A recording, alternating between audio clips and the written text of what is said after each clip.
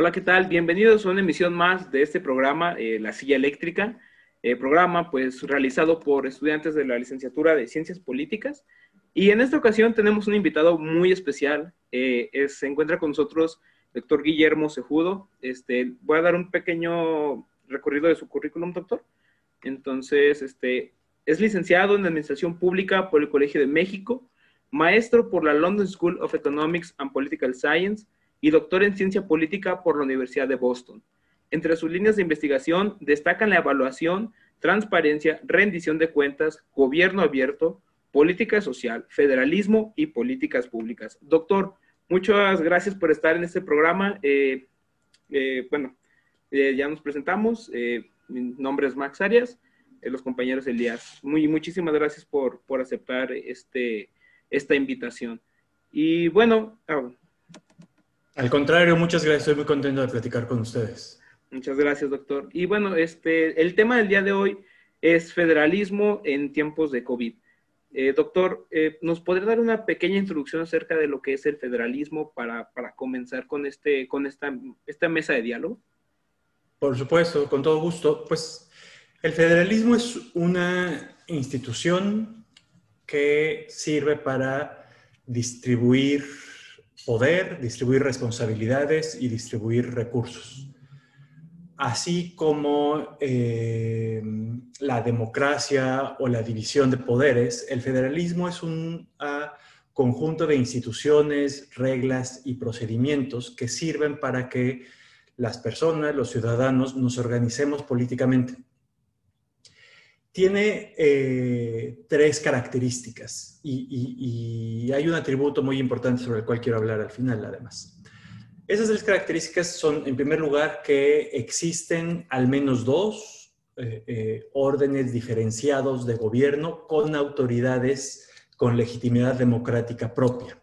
Es decir, como pasa en México, tenemos presidentes municipales, gobernadores que tienen un proceso de elección y por lo tanto una legitimidad independiente de la de los poderes federales. Pero no solo se trata de esa autoridad política, sino también de un ámbito de responsabilidad específico, es decir, que cada ámbito de gobierno, los municipios, los estados, el gobierno federal, tienen responsabilidades que son diferenciadas y que no se las dan unos a otros, sino que están plasmadas en la Constitución. Esa Constitución es, como se suele decir, es el pacto federal. A mí del federalismo me gusta mucho porque varias de las palabras que solemos usar de manera pues, coloquial o como simples metáforas son en realidad reflejo de decisiones de diseño constitucional muy claras. Y en el caso de México es evidente. Nos llamamos Estados Unidos mexicanos, no por imitación de nuestros vecinos del norte, sino porque nuestro diseño constitucional justo desde 1824 supone eso, que son estados, entidades federativas que deciden constituirse en una federación y se constituyen, eso, firmando una constitución, permitiendo que sus representantes en el Congreso Constituyente constituyan una federación en la cual es como firmar un contrato. En ese contrato, en esa constitución, estas partes, los estados, definen qué facultades ceden a la federación, delegan a la federación para que en el nombre de los estados, que son quienes constituyen la federación, ese gobierno federal ejerza. Y por eso hay dos o tres cláusulas en la Constitución que reflejan muy bien esto. La idea de que todas las facultades no expresamente definidas para los estados, para la federación, perdón, corresponden a los estados, quiere decir, refleja eso, que quienes son los originarios son los estados. Y la otra es que por eso en el artículo 73 de la Constitución Federal se especifican las cosas que se trasladan a la federación. La tercera característica es que son democráticos. No hay ningún sistema federal que funcione que no sea democrático. Y eso, evidentemente, en el caso mexicano es importante porque, aunque en el papel éramos federales durante estos 200 y pico de años, salvo las dos excepciones de constituciones centralistas, lo cierto es que mientras no existían procesos democráticos para elegir a todos nuestros gobernantes, el federalismo estaba anulado, porque no se cumplía ese principio de autogobierno. Y lo último, que es una característica definitoria, pero que me parece importante destacar, es que todos los países democráticos con territorios extensos y poblaciones amplias son democráticos. ¿Por qué? Porque es imposible imaginar gobernar un territorio tan amplio como el mexicano o con más de 100 millones de habitantes con una sola autoridad, en el cual no haya capacidad de tener reflejadas prioridades, preferencias, ideologías, valores entre los distintos partes que componen la federación.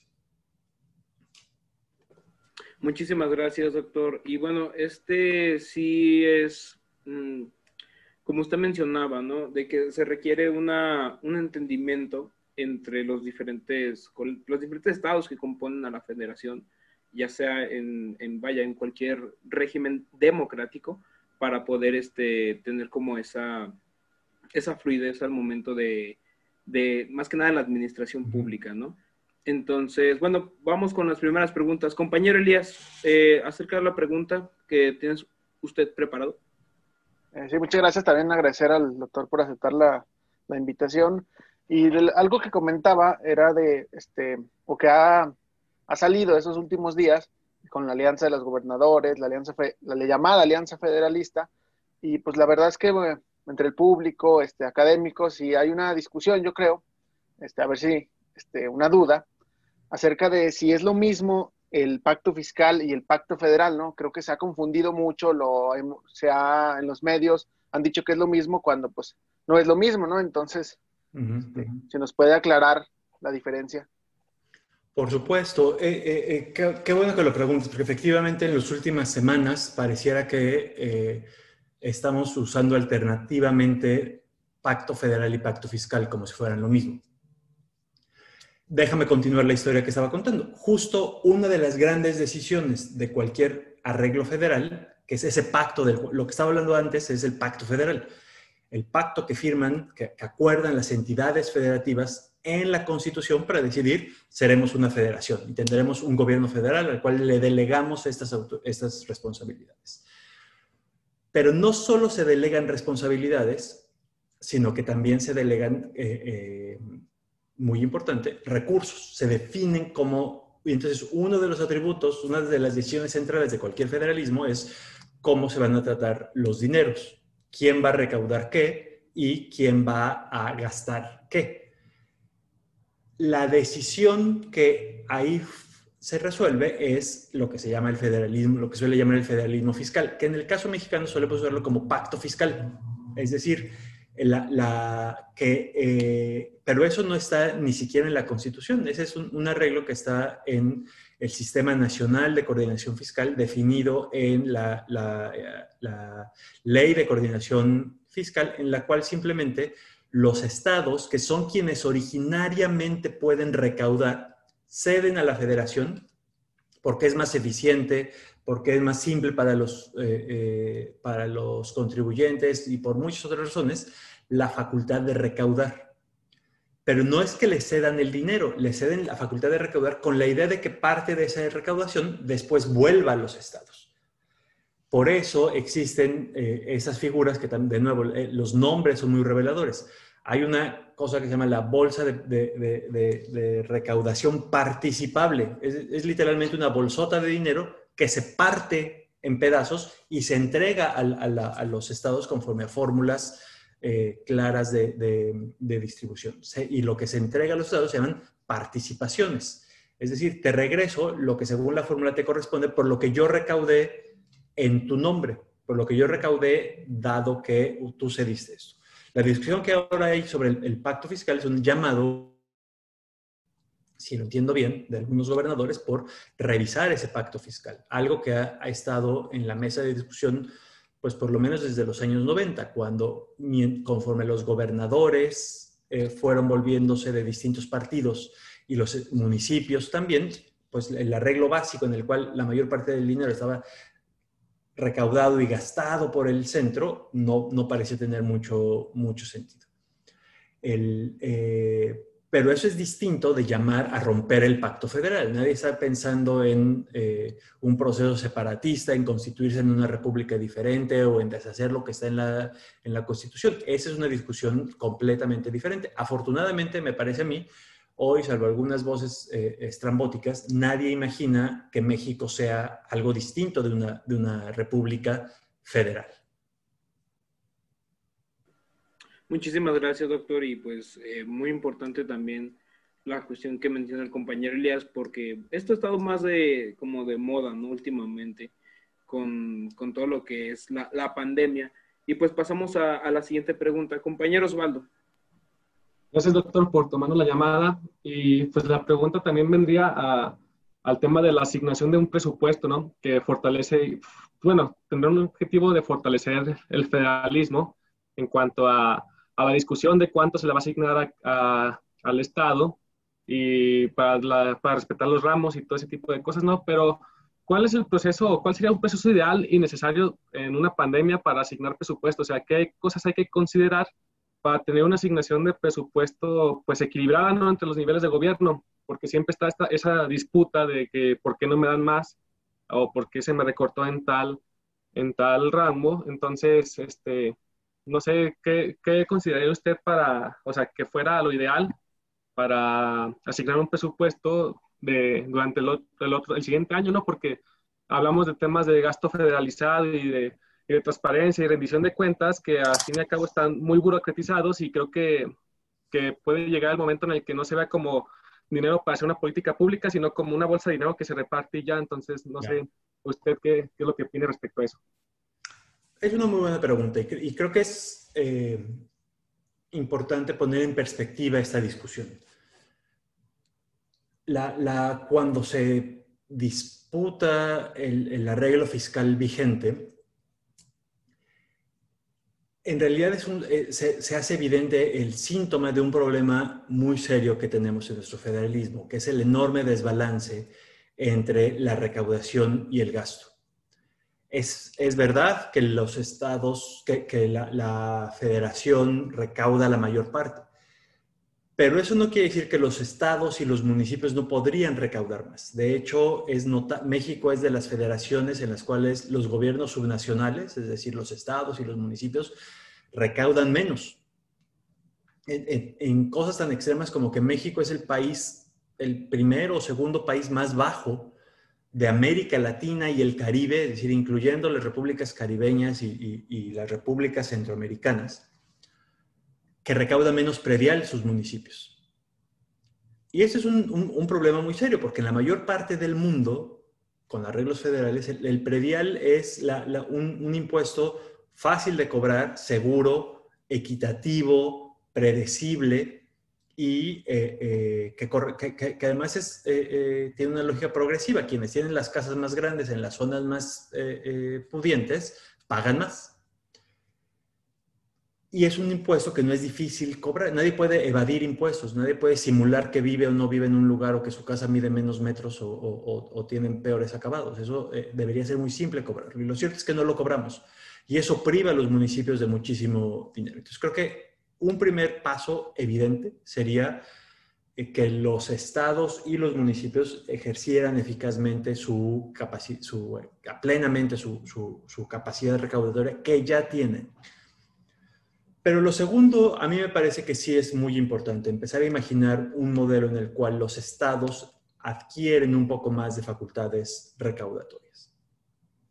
Pero déjeme enfatizar cómo, esta es mi percepción, es mi posición, pero como no estoy sugiriendo que a alguien se le quite para darle a otros, sino que haya más que repartir. Eso es una posición que me gustaría argumentar un poquito, si me dan ustedes permiso, y es cuando la discusión sobre el federalismo fiscal se plantea en términos de suma cero, es decir, lo que gane uno se lo hay que quitar a otro, la cobija es de este tamaño y es lo que hay, y entonces si me tapo yo, te descobijo a ti, y si te tapas tú, me descobijo yo. Es una discusión que no nos va a llevar a ningún lado. Puedo asegurar que mientras la discusión sea ¿a quién le quitamos para darle a otros?, la discusión federalista en términos fiscales va a estar atorada como ha estado en los últimos años. Y hoy, desgraciadamente, se sigue planteando así. Algunos lo caricaturizan como queremos que la federación nos regrese dinero y evidentemente quitándole a la federación para gastarlo ellos. Lo cierto es que hay muchos problemas públicos y políticas públicas que tienen que estar financiados desde la federación. Otros, peor, lo argumentan como hay que quitarle a unos estados para dárselo a otros. Unos dicen, porque esos estados ya son ricos, entonces hay que darle a los estados con menos desarrollo y menos recaudación. Y otros dicen, no, espera, yo produzco mucho y soy muy exporto y genero mucha riqueza, entonces me tienes que regresar más en lugar de mandarle al sureste. Ambas, me parece, insisto, son posturas equivocadas, porque estamos pensando en un juego suma cero, donde hay que quitarle a alguien para darle a otros. Me parece que la discusión tiene que ser 2 pasos atrás. El primer paso atrás es poder decir cuál es el federalismo que queremos, cuáles son las responsabilidades que queremos distribuir entre quiénes, qué queremos que haga un municipio, qué queremos que haga un estado, qué queremos que haga la federación. Porque hoy, estoy seguro, hay muchas áreas donde no estamos claros. En política social, que es algo que más o menos he estudiado, es evidente que no hay una claridad sobre qué queremos que hagan los municipios. Aunque la Constitución dice claramente que su responsabilidad es dotar de servicios públicos básicos, etcétera, los municipios hacen muchas cosas más. Unas porque las pide la gente, otras porque son rentables electoralmente, reparten becas, organizan eventos deportivos, hacen casas, construyen viviendas, es decir, se meten a cosas que en la Constitución no les da facultades, pero que lo hacen. Los estados lo mismo. Y en muchas áreas de política, en salud, en la propia problemas de seguridad, etcétera, esta falta de claridad de competencias complica. Yo creo que la primera discusión que deberíamos tener es esa. ¿Cómo queremos organizar nuestro federalismo? Y solo entonces, ¿cómo queremos financiar ese arreglo federal? Porque hoy la discusión parece ser, y solo hay que ver el periódico para que sea evidente, la discusión parece ser solo es cómo repartimos el dinero. Y pues sí, si la pregunta es cómo repartimos el dinero, la respuesta es dámelo a mí, yo quiero más, a costa tuya. La disputa no puede ser esa. La discusión sobre el dinero solo tiene sentido una vez que hemos decidido qué es lo que requiere ser entregado a cada quien. Para entonces sí poder decir, dado que le hemos asignado tal responsabilidad a tal ámbito de gobierno, los recursos, tendrá detrás de esa decisión acompañado los recursos para poder ejercer. Y entonces la discusión sobre cómo será la recaudación para poder juntar esos recursos que ejercerá cada ámbito de gobierno. Muchísimas gracias, doctor. Y bueno, ya adentrándonos un poquito más al tema de lo de la pandemia, ¿usted cree que el detonante de, bueno, vaya, obviamente detonante de esta cuestión de la repartición de la bolsa de dinero que usted decía, por ejemplo, es por la pandemia en esta ocasión, porque es una situación más o menos extraordinaria? Pero contemplándolo bien y analizándolo, esta situación, le pregunto a usted, ¿vendría generándose incluso desde antes de la pandemia? ¿Y cuáles podrían ser las repercusiones si este conflicto, esta disparidad que se tiene entre los diferentes puntos de vista no llega a ser resuelta? ¿Pero te refieres en el marco de la pandemia? Así es, sí, en el marco de la pandemia. Pues sí, a ver, yo lo frasearía de la siguiente manera. Muchos de los problemas de los que hemos hablado ahora y en general los especialistas han planteado respecto a los problemas del federalismo se hicieron muy evidentes en el marco de la pandemia. Los problemas de distribución de competencias. Todos vimos, en cada estado fueron historias diferentes, pero todos vimos disputas entre gobernadores y presidentes municipales, entre funcionarios estatales y funcionarios federales, entre gobernador y presidente, entre el subsecretario de salud y gobernadores, etc. Los problemas de claridad de competencias y de ausencia de espacios de coordinación, que suelen ir de la mano estos dos problemas, se hicieron muy evidentes.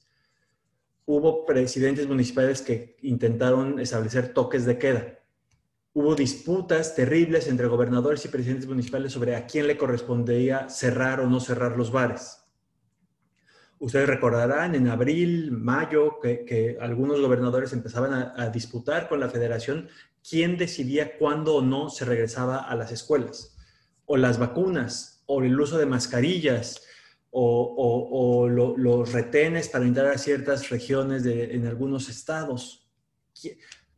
¿Quién decide si se abre un mercado público o no? Si la Constitución dice que es de los municipios, pero tenemos también el ámbito federal con el Consejo Nacional de Salubridad y las decisiones estatales. Como eso, muchas de las decisiones que causaron fricciones, hicieron evidente la falta de coordinación. Pero no solo es eso, también hicieron evidente, y pronto será aún más grave, los enormes desafíos de recursos. Financiar la respuesta sanitaria, es lo que ya se hizo ahora, pero lo que viene con vacunas y lo que viene en términos de equipar hospitales, escuelas para poder lidiar con una vida en coronavirus o post-pandemia, que no es lo mismo que volver a lo que había antes, sino seguramente será un arreglo distinto, va a costar. Financiar las políticas económicas para reactivar la actividad productiva va a costar. Intervenir con programas sociales o con programas de asistencia social o de protección social para compensar la pérdida de ingresos que han tenido millones de hogares, va a costar. Cada empleo perdido, cada empresa, los cientos de miles de empleos perdidos, los cientos de miles de empresas cerradas significan, ustedes habrán leído, Coneval calculaba que podemos llegar a 10 millones más de personas en pobreza. Eso significa que atenderlas, garantizarlas, asegurar que no caen en pobreza extrema, que tienen satisfactores básicos, requerirán recursos. Y el problema es que eso es algo que no estaba resuelto antes, se vuelve aún más complicado hoy. Y por eso tenemos esa discusión explícita, viva, entre gobernadores de algunos estados y el gobierno federal disputando los recursos, haciendo explícito el problema de financiamiento de estos recursos. Y lo que es muy claro es que no tenemos el espacio de conciliación, de concertación, de acuerdo para conciliar estos problemas. Es inevitable que autoridades con poder político y orientación política distintas se enfrenten, choquen. Pero no es inevitable, no es normal, no deberíamos acostumbrarnos a que eso lleve a que no se resuelvan las cosas, a que eso lleve a que no haya una respuesta institucional coherente, coordinada, para enfrentar los problemas. Porque cuando hablamos de federalismo, y esto creo que es importante resaltarlo, no estamos hablando de un arreglo para que los políticos se repartan poder y dinero. Estamos hablando de un arreglo para distribuir responsabilidades y recursos para resolver problemas públicos de las personas, para garantizar los derechos de las personas. Entonces, no, el federalismo no es cómo unos políticos se reparten el poder y el dinero. El federalismo es cómo repartimos los ciudadanos, las ciudadanas, el poder y los recursos para que resuelvan nuestros problemas, garanticen nuestros derechos, nos provean nuestros servicios. Si lo vemos así, es una discusión completamente distinta de la que a veces parece enmarcada la clase política. Muchísimas gracias, doctor. Y bueno, continuamos con la última y segunda ronda de preguntas. Compañero Elías. Mi pregunta va enfocada acerca de si usted consideraría que el buen funcionamiento del federalismo depende de algo más que un buen diseño institucional. Y aquí yo voy al papel de la sociedad civil, porque, pues, como sabemos, la Constitución dice que la fuente de la soberanía, pues, es la nación, ¿no? El conjunto de ciudadanos. Y aquí, en este caso, vemos que gobernadores han seguido el juego de las encuestas para saber si la gente quiere o no seguir. Entonces, ¿qué papel tendría que tomar la sociedad civil? Y si nada más haciendo un buen diseño constitucional ya se arreglarían los problemas.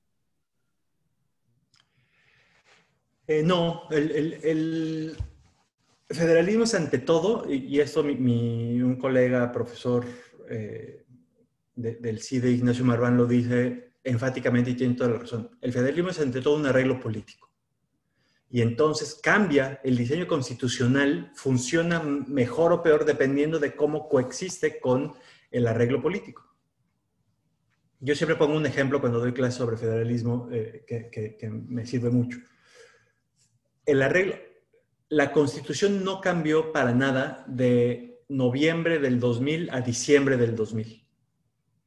Lo que cambió fue el partido del presidente de la República. Cuando llegó Vicente Fox al poder, de repente nos movimos de un presidente priista con veintitantos gobernadores priistas que le debían el puesto y que le eran en su mayoría leales, a un presidente panista con veintitantos gobernadores priistas que empezaron a volverse terriblemente federalistas.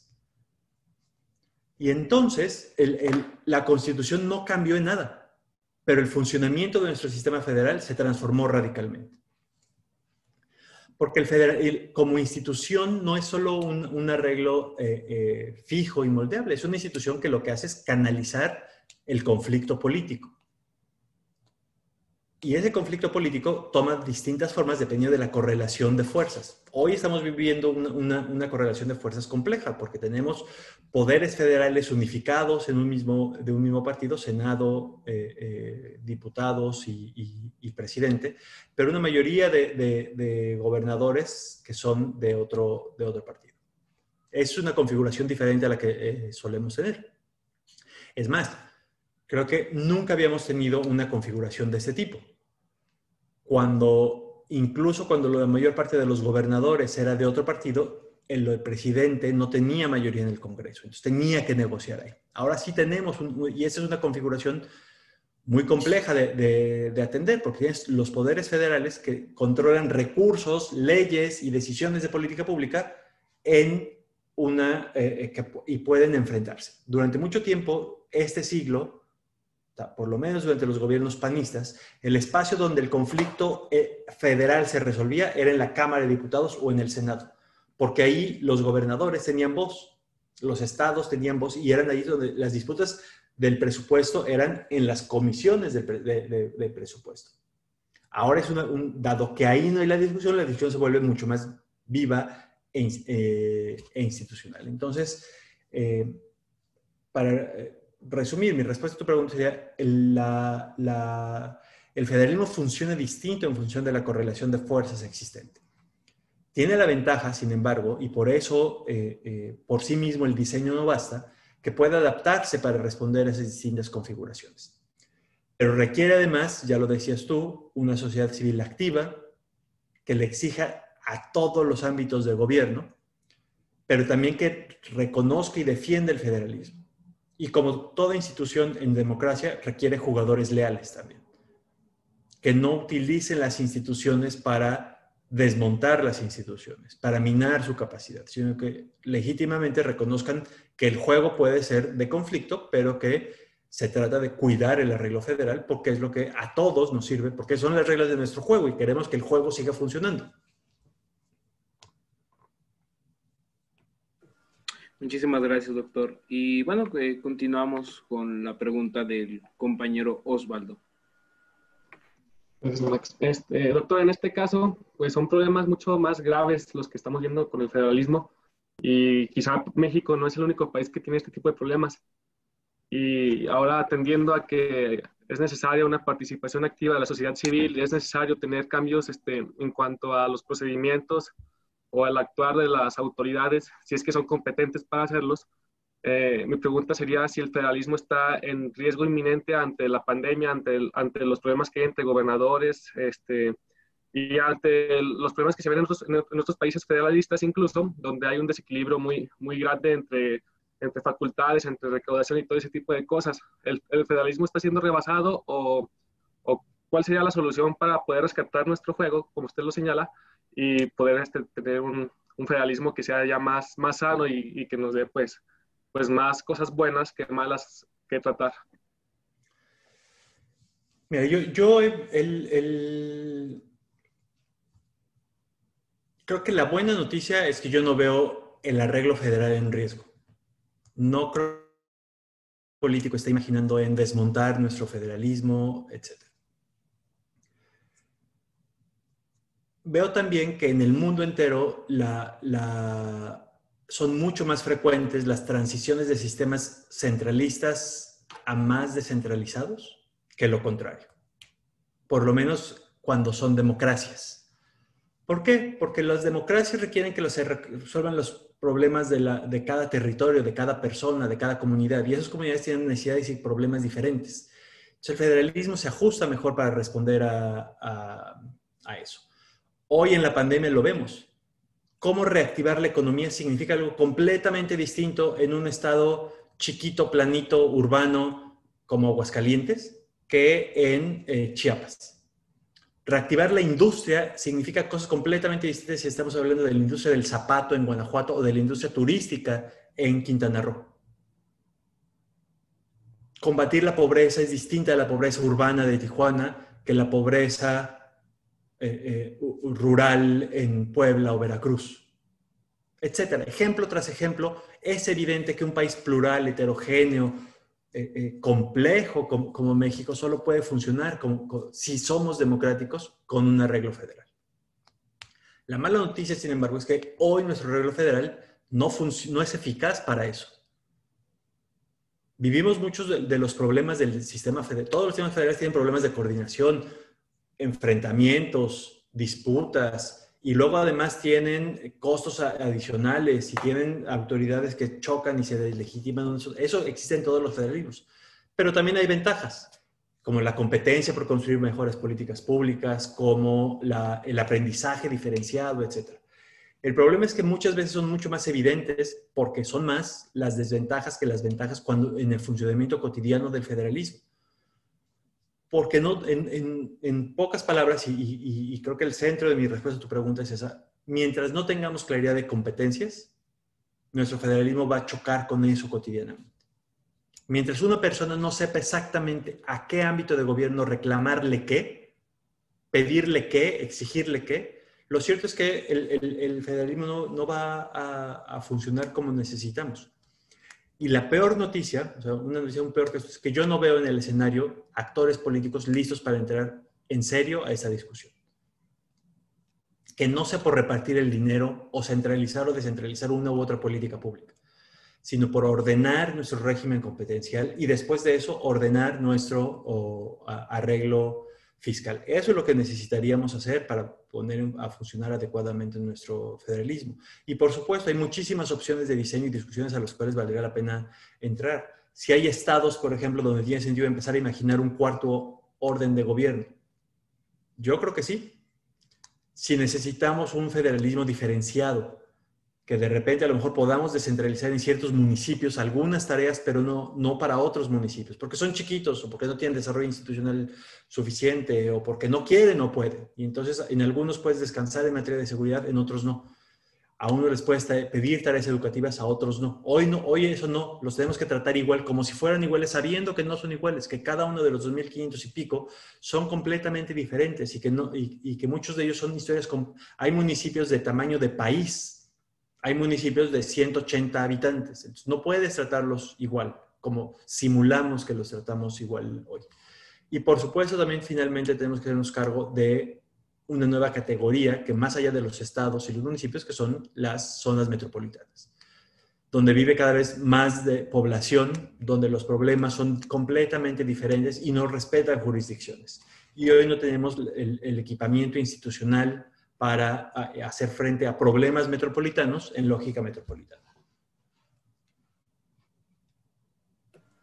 Muchísimas gracias, doctor. Y bueno, ya para concluir este programa muy especial con usted, ¿algún pensamiento, alguna conclusión que quisiera dar acerca de este tema que hemos estado hablando en este episodio?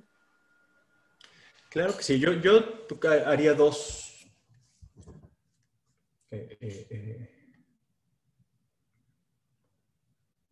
plantearía dos ideas. Una es que, como ya decía, la pandemia ha hecho muy evidente los problemas del federalismo. Y entonces puede ser una buena oportunidad, como dicen por ahí algunos, no desaprovechemos esta crisis para poner orden. Que no volvamos a las disputas y que cuando pase la emergencia se nos olvide la importancia de la coordinación y se nos olvide la importancia de tener claridad y se nos olvide la importancia de tener competencias y recursos claros. Ojalá que sea una crisis que detone esa discusión y que detone una vocación por ordenar nuestro sistema federal. Y la segunda idea es, México, para decirlo en pocas palabras, está condenado a ser federal. Yo no me imagino un México no federal, por lo menos en las siguientes décadas. Creo que debería ser prioritario, crucial, indispensable empezar a pensar cómo queremos que nuestro federalismo funcione. Para que no pase como ocurre ahora, donde todo el mundo está inconforme con el federalismo, todo el mundo reconoce que hay problemas. Los funcionarios federales no les gusta cómo es el federalismo porque no operan sus políticas públicas, porque chocan con capacidades limitadas en los estados. Los funcionarios estatales padecen intromisión federal o les faltan recursos. Lo mismo los municipios. Y los ciudadanos quedamos atrapados entre esa complejidad administrativa e insuficiente rendición de cuentas. Ojalá le entremos en serio a esa discusión y que, como decía ya, entendamos que el federalismo no es el arreglo de cómo los políticos se reparten poder y dinero, sino que es el arreglo sobre cómo los ciudadanos nos organizamos para resolver mejor nuestros problemas públicos. Muchísimas gracias, doctor. Y bueno, agradecerle otra vez en nombre de mis compañeros, en nombre del programa, el aceptar esta invitación. Y bueno, en esta ocasión, pues, no creo que vayamos a poner a nadie en la silla eléctrica. Es una dinámica que hacemos aquí. Pero como esta ocasión fue más como informativo, fue más como una mesa de análisis, de diálogo, pues en esta ocasión nadie se va a la silla eléctrica, en esta ocasión se salva el sujeto en cuestión. Y pues bueno, para concluir, pues simplemente fue el episodio de la silla eléctrica. Búsquenos en YouTube, Facebook y Spotify. Y bueno, nos vemos en el próximo episodio. Hasta la próxima.